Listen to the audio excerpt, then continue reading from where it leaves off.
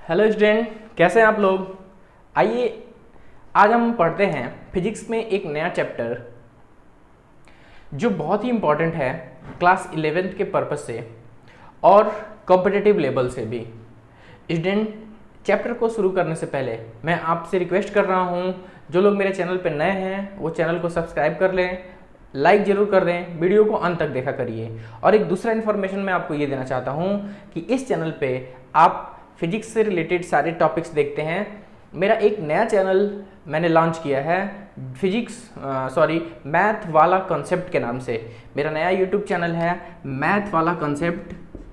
मैं चैनल का नाम भी लिख दे रहा हूँ, मैथ वाला कॉन्सेप्ट। इस अपने यूट्यूब में सर्च करके मैथ वाले कॉन्सेप्ट पे आप मेरे चैनल को सब्सक्राइब कर लीजिए, जहाँ पर आपको मिलेंगे मैथ के कुछ बेहतरीन और एकेडमिक और कॉम्पिटिटिव क्लासेस। तो आई होप आप जरूर अब कर लिए होंगे सर्च और चैनल को सब्सक्राइब कर लिए होंगे और उसका एडवांटेज, आप उसका फ़ायदा भी उठा रहे होंगे। तो आइए शुरू करते हैं। आज हम फिजिक्स में कुछ नए चैप्टर्स क्लास 11 से रिलेटेड। तो मेरा फिजिक्स का जो नया चैप्टर है स्टूडेंट, वो फिजिक्स की बैकबोन कही जाती है। फिजिक्स के रीढ़ की हड्डी के रूप में हम उस चैप्टर को पढ़ते हैं। बहुत ही इंपॉर्टेंट है, जिसको हम डायनेमिक में पढ़ेंगे।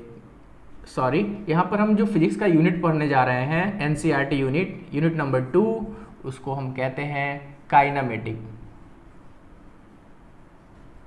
ये फिजिक्स का एक बहुत ही बेहतरीन ब्रांच है, जिसको हिंदी में हम शुद्ध गतिकी के नाम से जानते हैं। आप मेरे उस पिछले वीडियो में जाकर फिजिक्स के ब्रांचेस और उसके बारे में स्टडी कर सकते हैं। मैंने उसके लिंक डिस्क्रिप्शन में दे दिए हैं, आप जरूर जाके वहाँ पे देख लीजिए वीडियो को पॉज करके। और वीडियो उस लिंक पर वीडियो देखने के बाद आप फिर इस वीडियो को फिर से प्ले करके देख सकते हैं। तो मैं काइनेमेटिक में स्टडी करेंगे हम लोग फिजिक्स के कुछ नए कंसेप्ट, जिसको हिंदी में शुद्ध गतिकी कहा जाता है। स्टूडेंट, ये फिजिक्स का हम यहाँ पे नया चैप्टर स्टडी करेंगे, जिसका नाम है स्ट्रेट लाइन मोशन, जिसको कहते हैं सरल रेखा में गति।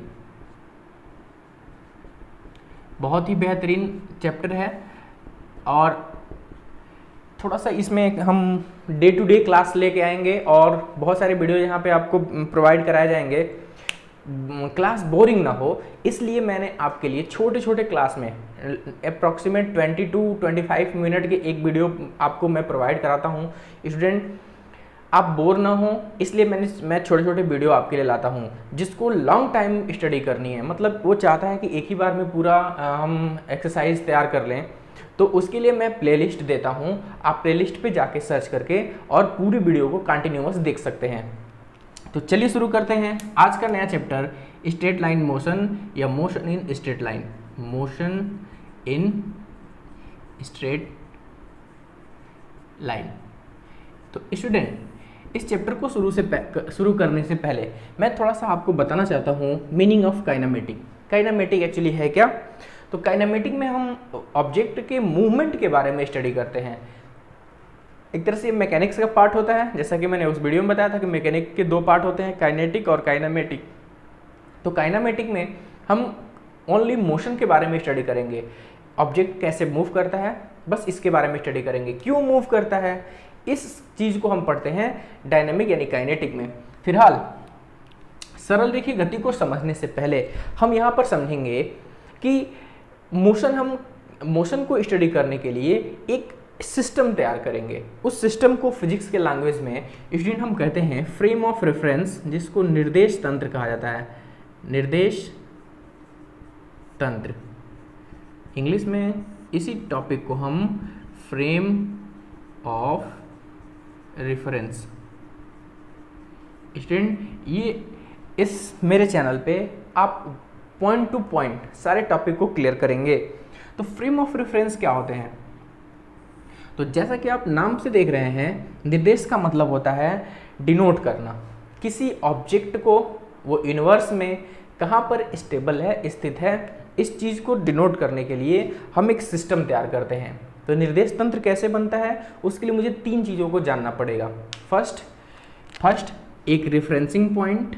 मैं तीनों चीज़ों को यहाँ पर बारी बारी से लिख लेता हूँ, जिसको हिंदी में कहते हैं स्टूडेंट संदर्भ बिंदु। संदर्भ बिंदु, जिसको कहते हैं रेफरेंसिंग रेफरेंसिंग पॉइंट। सेकेंड चीज होता है, मैं सबकी मीनिंग बारी बारी से बताऊंगा। तीसरा होता है ग्रुप ऑफ एक्सिस यानी अक्ष, अक्षों का समूह, और इसको हम कहते हैं group of axis, group of axis. और थर्ड थिंग एक समय सूचक यंत्र जिसको हम घड़ी कह सकते हैं, क्लॉक। इन तीन चीजों से हम बनाते हैं निर्देशन तंत्र। तो ये तीनों चीजों मिलके हमारे एक फ्रेम बनाती है, एक सिस्टम बनाती है जिसको हम कहते हैं फ्रेम ऑफ रेफरेंस। मैं इसको एग्जांपल के साथ स्टूडेंट आपको समझाना चाहता हूँ।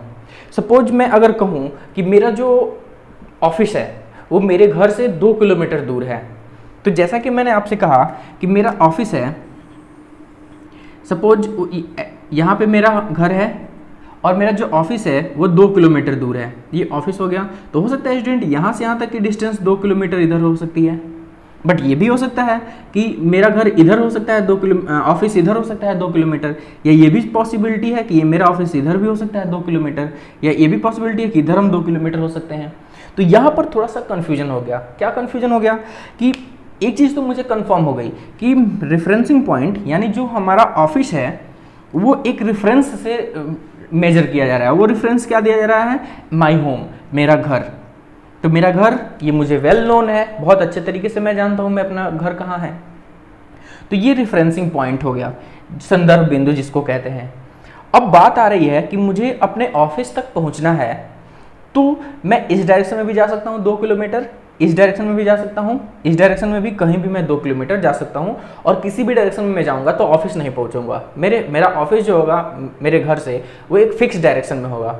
इसलिए मुझे अपने ऑफिस तक पहुँचने के लिए एक एक्सियल थिंग की जरूरत पड़ेगी, एक्सिस की जरूरत पड़ेगी। यानी मेरे घर से ईस्ट डायरेक्शन में या वेस्ट डायरेक्शन में ऑफिस है, या नॉर्थ डायरेक्शन में ऑफिस है, या साउथ डायरेक्शन में ऑफिस है, ये कंफर्म करना पड़ेगा।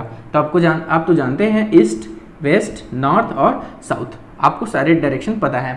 तो अगर मैं अब कहूँ कि जो मेरा ऑफिस है वो मेरे घर से 2 किलोमीटर ईस्ट डायरेक्शन में है, तो स्टूडेंट बहुत आसानी से हम पहुँच सकते हैं अपने ऑफिस से। मान लीजिए मेरा ऑरिजिन यहाँ पर मेरा घर हो गया और मैं यहाँ से 2 किलोमीटर इस डायरेक्शन में जाऊँगा तो श्योरली मैं अपने ऑफिस तक पहुँच जाऊँगा। तो आई थिंक यहाँ पर 2 चीज़ों की रिक्वायरमेंट हो रही है। पहली चीज़ रेफरेंसिंग पॉइंट यानी मेरा घर, और दूसरा अक्षों का समूह यानी ग्रुप ऑफ एक्सिस, यानी मैं एक्स एक्सिस में जा रहा हूँ यानी इस डायरेक्शन में, तो एक अक्ष हो गया मेरा। तीसरी चीज़ मुझे घड़ी की आवश्यकता पड़ेगी। अब मुझे ऑफिस तक जाने में 2 किलोमीटर जाने में कितना टाइम लगेगा, किस स्पीड से मैं जाऊंगा तो मैं ऑफिस पहुंच सकता हूं। मैं अगर 30 किलोमीटर की स्पीड से जाऊंगा तो कितने देर में पहुंचूंगा, 40 की स्पीड से जाऊंगा तो कितने देर में पहुंचेंगे हम लोग। तो इन चीज़ों को कैलकुलेट करने के लिए मुझे क्लॉक की ज़रूरत पड़ेगी, जो एक क्लॉक ले लेंगे। तो यहाँ पर ये मैंने क्लॉक को रिप्रेजेंट कर दिया। तो मुझे किस किस चीज़ों की रिक्वायरमेंट पड़ रही है, एक रेफरेंसिंग पॉइंट, दूसरा ग्रुप ऑफ एक्सिस और तीसरा क्लॉक। इन तीनों चीज़ों को अब हम लेके और एक रेफरेंस, एक सिस्टम बनाएंगे जिसे हम कहेंगे फ्रेम ऑफ रेफरेंस। अब इस सिस्टम में अब जो हम खड़े हैं या हम ट्रैवल कर रहे हैं, इसकी स्टडी बहुत आसानी से कर सकते हैं। तो ये फ्रेम ऑफ रेफरेंस स्टूडेंट क्या होती है, फिर से एक बार समझ लीजिए।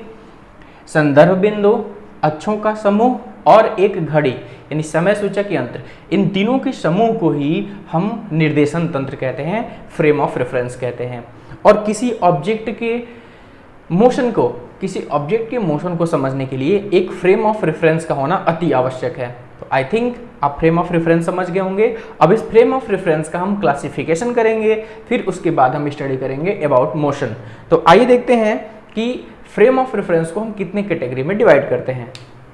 तो आइए शुरू करते हैं, हम देखें कि निर्देशन तंत्र को कितने कैटेगरी में डिवाइड किया जाता है।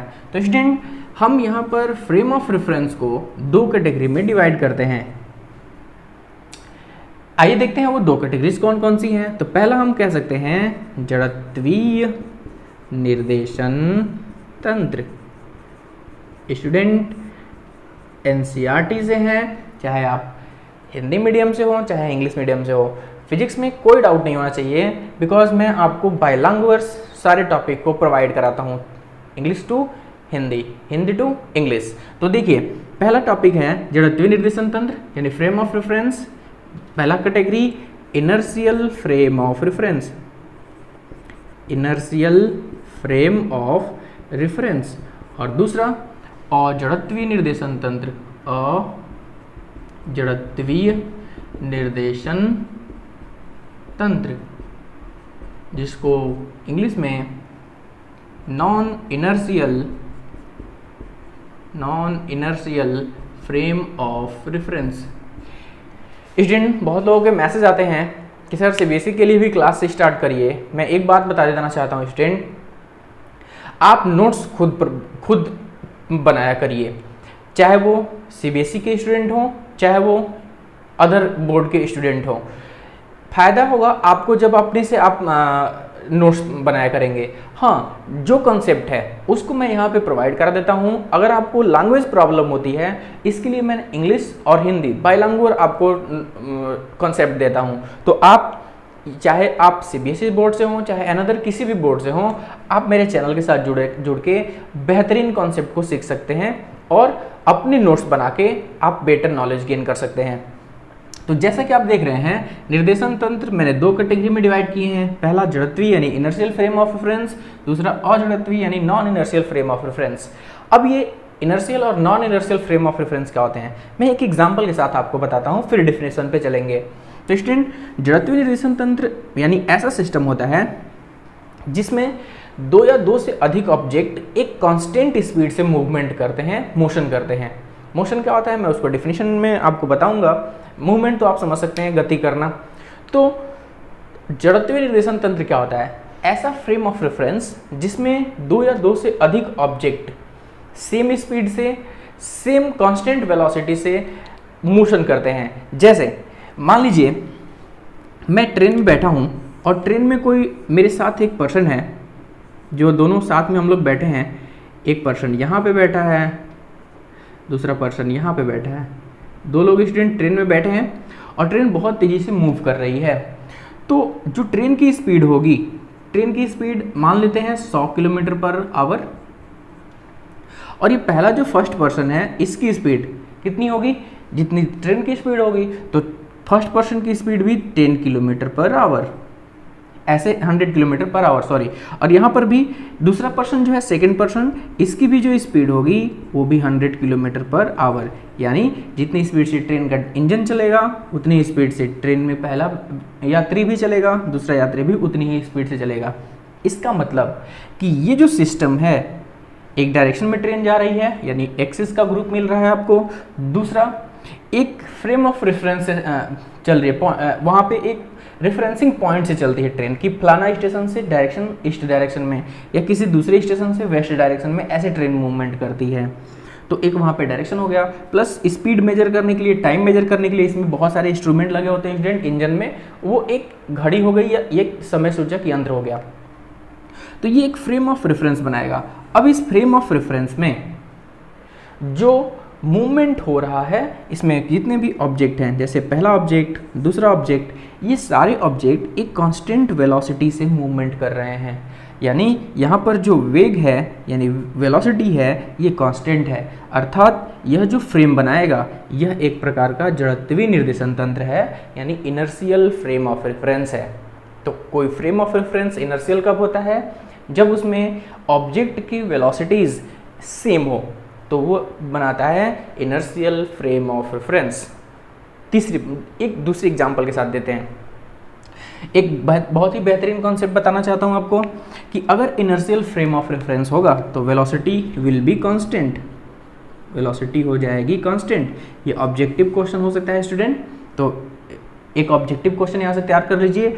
इनर्शियल फ्रेम ऑफ रेफरेंस में वेलोसिटी कांस्टेंट होती है सभी ऑब्जेक्ट्स की, ठीक है। जितनी स्पीड से ट्रेन चलेगी उतनी स्पीड से पहला पर्सन चलेगा, उतनी सी स्पीड से सेकंड पर्सन चलेगा, सबकी वेलोसिटी कांस्टेंट होगी।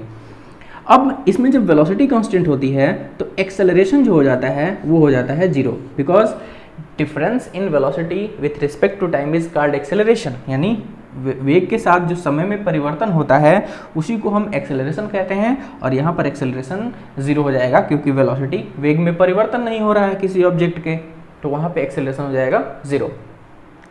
और तीसरा चीज़, जब एक्सेलरेशन 0 हो जाता है तो you know F is equal to m/a, जैसा कि आप क्लास 9 में पढ़े थे स्टूडेंट। तो a जब 0 हो जाएगा तो फोर्स की वैल्यू भी हो जाएगी 0, यानी यहाँ पर ऑब्जेक्ट पर कोई भी फोर्स अप्लाइड नहीं होता है। इसलिए जब हम ट्रेन में बैठते हैं तो हम एक्सटर्नल फोर्स को फील नहीं करते हैं। तो तीसरा कंसेप्ट यहाँ पे आप ये सीख रहे हैं कि इनर्शियल फ्रेम ऑफ रेफरेंस में ऑब्जेक्ट पे कोई एक्सटर्नल फोर्स अप्लाइड नहीं होता है। तो आप इनर्शियल फ्रेम ऑफ रेफरेंस समझ गए होंगे। मैं एक बार क्विक रिवीजन कर देता हूँ। इनर्शियल फ्रेम ऑफ रेफरेंस में ऑब्जेक्ट की वेलोसिटीज कांस्टेंट होती है, velocity will be constant, acceleration will be 0 and force will be also 0।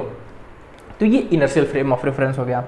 जैसे अब मैं एक और एग्जांपल के साथ आपको समझा देता हूँ ताकि कॉन्सेप्ट पूरी तरह से क्लियर हो जाए। स्टूडेंट, हम अर्थ पे खड़े हैं, तो अर्थ जो है वो मूवमेंट कर रही है, सूर्य के चारों तरफ घूमती है अराउंड द सन, और खुद अपने एक्सिस ऑफ रोटेशन के थ्रू भी मूवमेंट करती है। तो जो अर्थ हो गई, अर्थ पे हम खड़े हैं, तो अर्थ के करस्पॉन्डेंस में respected to earth we are in rest. Earth के सापेक्ष हम लोग विराम की स्थिति में हैं, स्टेबलिश है। लेकिन अगर हमको किसी दूसरे प्लेनेट से देखा जाए या किसी हाइट से देखा जाए, अर्थ के ग्राउंड सरफेस को छोड़ के, तो हम अर्थ के साथ मूवमेंट करते हुए नजर आएंगे। तो जो अर्थ के सापेक्ष हमारी गति हो रही है वह एक फ्रेम बना रहा है, और वो जो फ्रेम है वो फ्रेम होगा जड़त्वीय निर्देशन तंत्र, यानी इनर्शियल फ्रेम ऑफ रेफरेंस। तो जो मोशन अर्थ पे होते हैं वो इनर्शियल फ्रेम ऑफ रेफरेंस के एग्जाम्पल होंगे। अब इनर्शियल फ्रेम ऑफ रेफरेंस के एडवांटेज क्या है हमारे लाइफ में, इसी को हम समझ रहे हैं। इनर्शियल फ्रेम ऑफ रेफरेंस का एडवांटेज ये है कि अगर कोई सिस्टम है जिसमें 2 या 2 से अधिक पार्टिकल अवेलेबल हैं, या 2 या 2 से अधिक ऑब्जेक्ट अवेलेबल हैं, और अगर हम केवल और केवल एक ऑब्जेक्ट के प्रॉपर्टीज का हम अगर अध्ययन कर लें, एनालाइज कर लें, तो we will discuss about all object. हम पूरे ऑब्जेक्ट के बारे में डिस्कस कर सकते हैं। इट मीन्स अगर हम केवल ट्रेन की स्पीड का हम अगर कैलकुलेशन कर लें तो हम इसमें बैठे हुए सभी यात्रियों की स्पीड बता सकते हैं। अगर ट्रेन 100 किलोमीटर की रफ्तार से चल रही है तो कंफर्म है कि पहला यात्री, दूसरा यात्री, सभी यात्री भी 100 किलोमीटर की रफ्तार से चलेंगे। अगर ऐसा नहीं होगा, अगर ट्रेन 100 किलोमीटर की रफ्तार से चलेगी और हम चलेंगे 50 किलोमीटर की रफ्तार से, तो हम लोग पीछे रह जाएंगे और ट्रेन कहाँ चली जाएगी, आगे चली जाएगी। तो आई होप आप समझ गए होंगे। तो इनर्शियल फ्रेम ऑफ रेफरेंस का हमें ये एडवांटेज है कि अगर एक ऑब्जेक्ट के बारे में हम स्टडी कर लें तो हम सभी ऑब्जेक्ट के बारे में उसकी प्रॉपर्टीज को बता सकते हैं। अब हमारे सामने दूसरा टॉपिक आ रहा है जिसको हम कहेंगे अजड़त्वीय निर्देशन तंत्र। जस्ट थोड़ा सा उल्टा है स्टूडेंट। जो जड़त्वीय निर्देशन तंत्र होता है यहाँ पर वेलोसिटी कांस्टेंट नहीं होती है। जैसे मैं एक एग्जांपल के साथ इसको हम एनालिसिस करेंगे। तो आइए देखते हैं अजड़त्वीय निर्देशन तंत्र के बारे में। तो स्टूडेंट मैं एग्जांपल लेता हूँ सर्कुलर मोशन का। तो जैसा कि आप जानते हैं कि सर्कुलर मोशन में ऑब्जेक्ट जो होता है ये सेम स्पीड से अगर मूवमेंट कर रहा है, अगर मैंने एक इसके सेंटर से एक रस्सी बांध दी और यहाँ पर कोई ऑब्जेक्ट ले लिया, तो ये ऑब्जेक्ट को मैं अगर रस्सी से पकड़ के घुमा रहा हूँ तो यह ऑब्जेक्ट v स्पीड से मूव करेगा। बट जब यहाँ पे होगा तो इसका डायरेक्शन चेंज हो जाएगा, यहाँ पर जब होगा तो इसका डायरेक्शन चेंज हो जाएगा, यहाँ पर जब होगा तो इसका डायरेक्शन चेंज हो जाएगा। यानी ऑब्जेक्ट की वेलोसिटी कंटिन्यूअस चेंज हो रही है, because velocity is a vector quantity. Velocity जो है वो सदिश राशि होती है। सदिश राशियाँ दिशा पर निर्भर करती हैं। तो मान लीजिए कोई ऑब्जेक्ट है 10 मीटर पर सेकेंड की स्पीड से किसी सर्कुलर पाथ पे मोशन कर रहा है, तो यहाँ पर वेलोसिटी स्पीड हो जाएगी 10 मीटर पर सेकेंड। इसका डायरेक्शन जो है नॉर्थ डायरेक्शन में। बट जैसे ये पार्टिकल यहाँ पर आएगा इसका अब डायरेक्शन हो जाएगा वेस्ट डायरेक्शन में। अब वेस्ट डायरेक्शन में इसकी स्पीड तो 10 मीटर पर सेकेंड ही होगी, बट डायरेक्शन चेंज हो गया इसलिए वेलोसिटी चेंज हो गई। ऐसे ही जब यहाँ पे आएगा तो इसका डायरेक्शन हो जाएगा साउथ डायरेक्शन में, स्पीड तो होगा 10 मीटर पर सेकेंड, तो यहाँ पर फिर इस वेलोसिटी चेंज हो गई। ऐसे ही जब यहाँ पे आएगा तो ईस्ट डायरेक्शन में, और स्पीड जो होगी वो 10 मीटर पर सेकेंड। तो देखिए स्पीड कंटिन्यूअस सेम है बट इसके डायरेक्शन कंटिन्यूअस चेंज हो रहा है, इसलिए इसका वेलोसिटी कंटिन्यूअसली चेंज होगा। और वेलोसिटी चेंज होगा तो वो एग्जाम्पल बनाएगा अजड़त्वीय निर्देशन तंत्र का। तो अजड़त्वीय निर्देशन तंत्र कैसे हम डिस्कस करते हैं? ऐसा फ्रेम ऑफ रेफरेंस जहां पर जो वेलोसिटी होती है वो कंटिन्यूअस चेंज हो, वेलोसिटी कंटिन्यूअस चेंज हो, और वेलोसिटी चेंज होगी, velocity will not be constant, velocity constant नहीं होगी। और जो एक्सेलरेशन है, जब वेलोसिटी कांस्टेंट नहीं होगी तो acceleration will be also not zero, तो एक्सेलरेशन भी जीरो नहीं होगा। और जब एक्सेलरेशन जीरो नहीं होगा तो फोर्स भी जीरो नहीं होगा, यानी इस ऑब्जेक्ट पे ऑलवेज एक फोर्स अप्लाइड होता है जिसको आप कहते हैं, आगे हम पढ़ेंगे भी, सेंट्रीफ्यूगल फोर्स, अभिकेंद्र बल के नाम से जानते हैं। तो यहाँ पर स्टूडेंट हम स्टडी करेंगे इनर्शियल फ्रेम ऑफ रेफरेंस में वेलोसिटी कांस्टेंट होगी, non inertial frame of reference में वेलोसिटी कांस्टेंट नहीं होगी।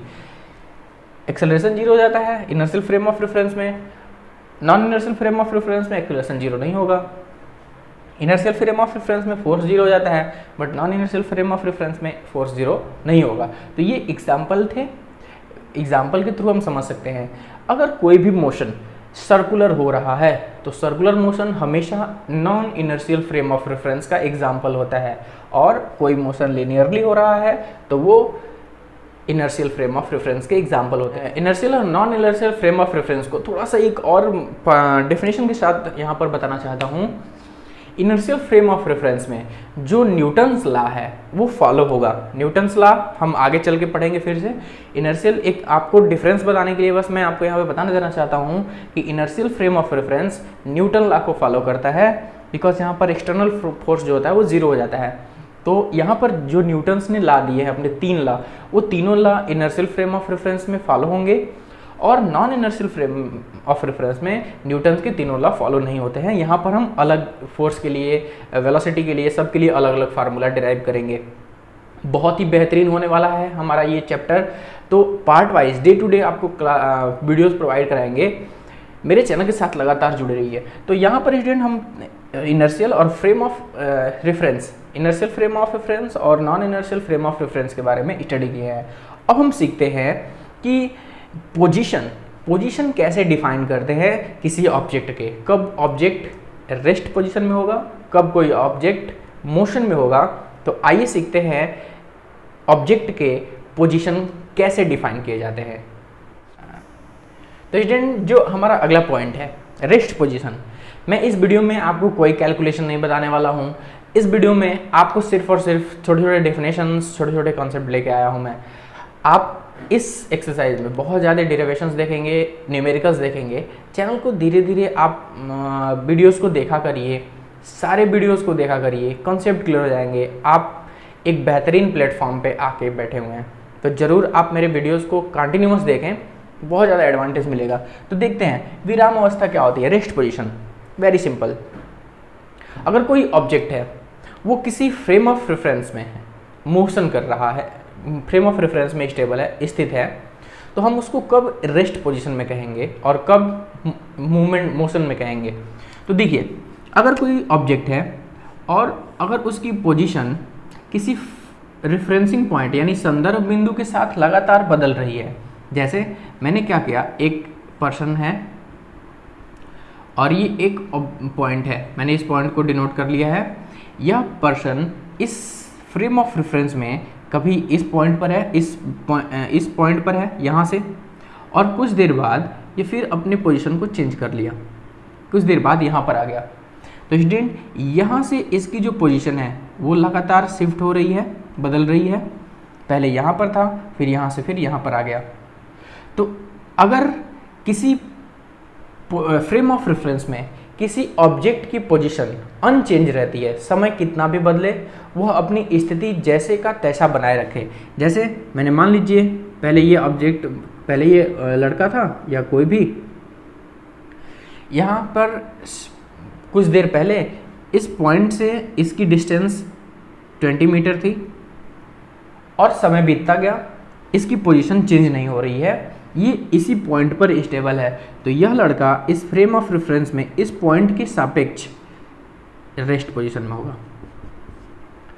अब हम ये यहाँ पे नहीं कर सकते हैं कि ये लड़का हमेशा रेस्ट पोजीशन में होगा, लेकिन इस पॉइंट के सापेक्ष, इस बिंदु के सापेक्ष यह विराम अवस्था में है।